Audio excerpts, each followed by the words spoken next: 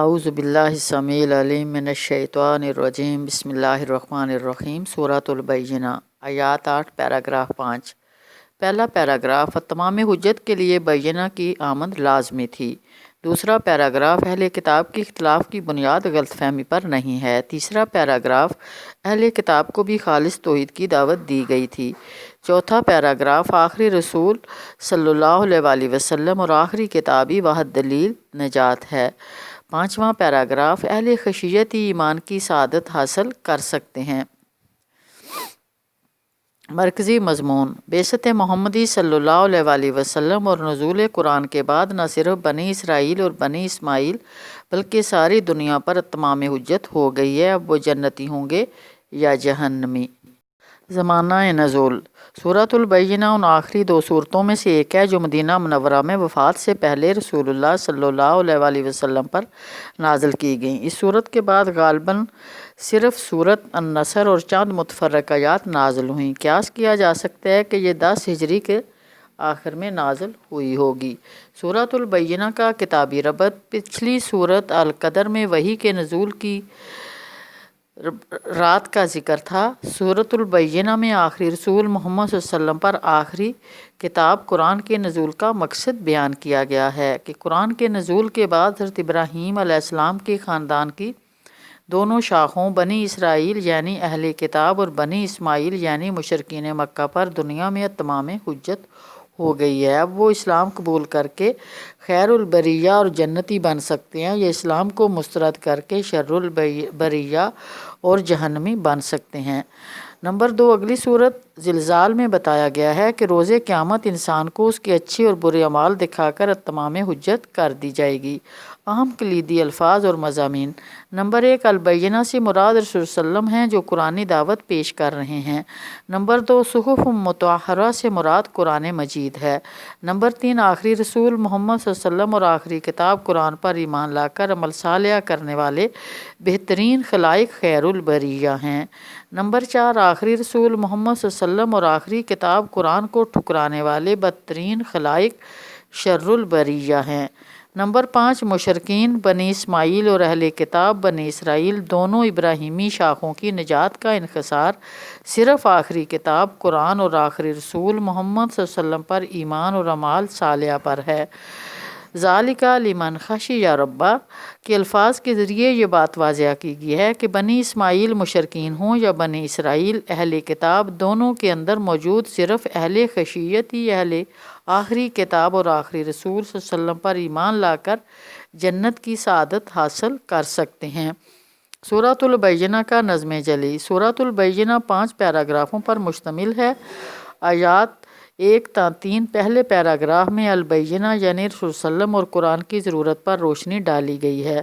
لم یکن الذین کفروا من اہل الکتاب اہل کتاب اور مشرکین میں سے جو لوگ کافر تھے والمشرکین منفکین اپنے کفر سے باز آنے والے نہ تھے حتی تأتیہم البینہ جب تک ان کے پاس دلیل روشن نشانی نہ آ جائے۔ رسول من اللہ یتلو صحفا مطہرہ یعنی اللہ کی طرف سے ایک رسول محمد صلی اللہ علیہ وسلم جو پاک صحیفے پڑھ کر سنائے فیہا کتب قیمہ جن میں بالکل راست اور درست تحریریں موجود ہوں۔ آل ابراہیم کی دونوں شاخوں میں پھیلے ہوئے کفر کی انسداد کے لیے اللہ تعالیٰ کی طرف سے ہدایات کے آخری انتظام کی حکمت بیان کی گئی ہے۔ آل ابراہیم کی پہلی شاخ کے بیشتر افراد گمراہ ہو کر یہودی اور عیسائی بن گئے جبکہ دوسری شاخ کے بیشتر افراد نے بت پرستی شرک میں مبتلا ہو کر خانہ کعبہ جیسی جگہ کو 360 بتوں سے آلودہ کر دیا۔ یہ مشرکین مکہ تھے۔ بنی اسرائیل اور بنی اسماعیل پر مشتمل ان دونوں شاخوں کی رشد و ہدایت کے لیے آخری حجت آخری دلیل اور کھلی نشانی البینہ کا آنا ضروری تھا۔ اللہ تعالیٰ ہرگز ظالم نہیں، وہ اپنے بندوں کو تمام حجت کے بغیر دوزخ میں نہیں ڈالتا۔ چنانچہ البینہ شریعت اور حکمت پر مشتمل قرآن کے پاکیزہ صحیفوں کے احکام سناتے ہوئے آخری رسول محمد صلی اللہ علیہ وسلم کی صورت میں بھیجی گئی چونکہ پچھلی کتابوں کی تعلیمات میں تحریف کر دی گئی تھی، انہیں آلودہ کر دیا گیا تھا، اس لیے ایک ایسی کتاب کی ضرورت تھی جو قیم یعنی سیدھی سیدھی صاف بھی ہو اور مطہرن یعنی آلودگی اور آمیزش سے پاک بھی ہو۔ اس لیے آخری رسول صلی اللہ علیہ وسلم پر آخری کتاب قرآن نازل کی گئی۔ آیت 4 دوسرے پیراگراف میں اہل کتاب کی تحریف کی داستان رقم کر دی گئی۔ وما تفرق الذین اوتوا الکتاب، پہلے جس لوگوں کو کتاب دی گئی تھی ان میں تفرقہ برپا نہ ہوا، الا من بعد ما جاءتہم البینہ، مگر اس کے بعد کہ ان کے پاس رائے راست کا بیان واضح آ چکا تھا۔ اہل کتاب یہودی اور عیسائی بن گئے، اپنے مذہب الاسلام اور اپنی اساس توحید کو فراموش کر کے اپنے انبیاء کے بارے میں غلو کا ارتکاب کرتے ہوئے انہیں یعنی حضرت عزیر اور حضرت عیسیٰ علیہ السلام کو اللہ کا بیٹا بنا لیا، حالانکہ ان کے پاس بھی البینہ کا واضح تعلیمات اور کھلی نشانیاں آ چکی تھیں۔ یہاں ایک اہم بات یہ بتائی گئی ہے کہ اہل کتاب کا یہ اختلاف افتراق غلط فہمی کی بنیاد پر ہرگز نہیں تھا، بلکہ بینات کے آنے کے بعد رونما ہوا۔ تورات، انجیل اور زبور کی تعلیمات بھی بہت ہی واضح اور غیر مبہم تھیں، ان میں غلط فہمی کی کوئی گنجائش ہی نہیں تھی۔ دراصل اہل کتاب کا یہ اختلاف حسد کی بنیاد پر تھا، اور اہل کتاب کا یہ اختلاف بغیم بینہم باہمی ظلم و زیادتی اور استحصال کی بنیاد پر تھا۔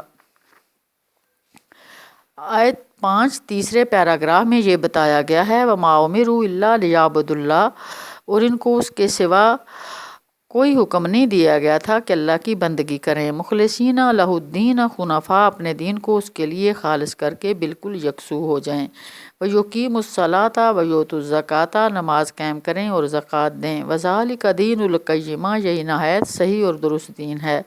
پچھلے رسولوں اور پچھلی کتابوں کی دعوت کا خلاصہ، اللہ ہی خالص عبادت، اطاعت اور بندگی کی جائے۔ وَمَا أُمِرُوا إِلَّا لِيَعْبُدُوا اللَّهَ مُخْلِصِينَ لَهُ الدِّينَ، یہ عبادت الدین یعنی اطاعت بندگی کو اللہ کے لیے خالص کرتے ہوئے کی جائے۔ الدین کا مطلب اللہ کی حاکمیت، بندوں کی محکومیت اور اللہ کی شریعت و قانون کے علاوہ جزا و سزا کا عقیدہ ہے۔ خالص کا مطلب ملاوٹ، آمیزش سے پاک عبادت اور اطاعت ہے، یعنی اللہ کی ذات، صفات اور حاکمیت میں کسی کو شریک نہ کیا جائے، اپنی عبادت اور محکومیت میں بھی کسی کو شریک نہ کیا جائے، اللہ کے قانون کے علاوہ کسی اور کی شریعت پر عمل نہ کیا جائے۔ یہ سارے کام عقیدہ آخرت اور عقیدہ جزا و سزا کے ماتحت کیے جائیں۔ یہ بندگی حنیف یکسو بن کر کی جائے، اللہ اور اس کے احکام کے علاوہ کسی اور پر توجہ نہ ہو۔ اہل کتاب کو بھی نماز اور زکوٰۃ کا حکم دیا گیا تھا، نماز انہوں نے ضائع کر دی، اضاعوا الصلاۃ سورہ مریم آیت 59، اور زکوٰۃ کو اپنے بخل اور دنیا پرستی کی وجہ سے مٹا دیا۔ آخر میں بتایا گیا کہ توحید، اخلاص، دین کے جامع تصور، حنیفیت، نماز اور زکوٰۃ پر مبنی راستہ ہی سیدھا راستہ ہے۔ اہل کتاب کے بگاڑ کو اب درست کر دیا گیا ہے، اب انہیں بھی سیدھے راستے پر چلنا چاہیے، اسلام قبول کر لینا چاہیے، یہی سچا اور سیدھا دین ہے۔ آیات 6 تا 7 چوتھے پیراگراف میں آخری رسول صلی اللہ علیہ وسلم کا انکار کرنے والے ہر کافر کے لیے دوزخ کی نوید ہے۔ استغفر اللہ۔ یہاں صاف صاف بتا دیا گیا ہے کہ آخری رسول محمد صلی اللہ علیہ وسلم اور آخری کتاب کا انکار کرنے والا، چاہے وہ بنی اسرائیل کے اہل کتاب میں سے ہو یا بنی اسماعیل کا مشرک یا دنیا کا کوئی اور مشرک، ہمیشہ کے لیے دوزخ میں جائے گا۔ ان الذین کفروا من اہل الکتاب والمشرکین فی نار جہنم خالدین فیہا اولئک ھم شر البریہ۔ آیت 6 اہل کتاب اور مشرکین میں سے جن لوگوں نے کفر کیا ہے وہ یقیناً جہنم کی آگ میں جائیں گے اور ہمیشہ اس میں رہیں گے، یہ لوگ بدترین خلائق ہیں۔ ان الذین آمنوا وعملوا الصالحات، جو لوگ ایمان لائے اور جنہوں نے نیک عمل کیے، اولئک ھم خیر البریہ، وہ یقیناً بہترین خلائق ہیں۔ یہاں دوسری اہم بات یہ معلوم ہوئی کہ آخری ہدایت سے محرومی انسان کو شر البریہ یعنی بدترین خلائق بنا دیتی ہے، پھر وہ آسمانی وحی کی نعمت سے استفادہ کرنے کا کوئی اور موقع نہ پائے گا۔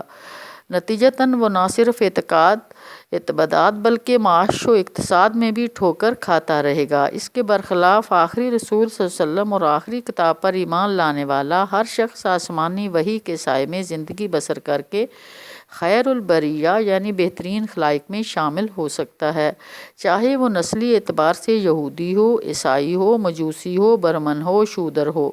بس دو ہی شرطیں ہیں، ایمان لائے اور پھر اس کے مطابق نیک اعمال پر مشتمل زندگی گزارے۔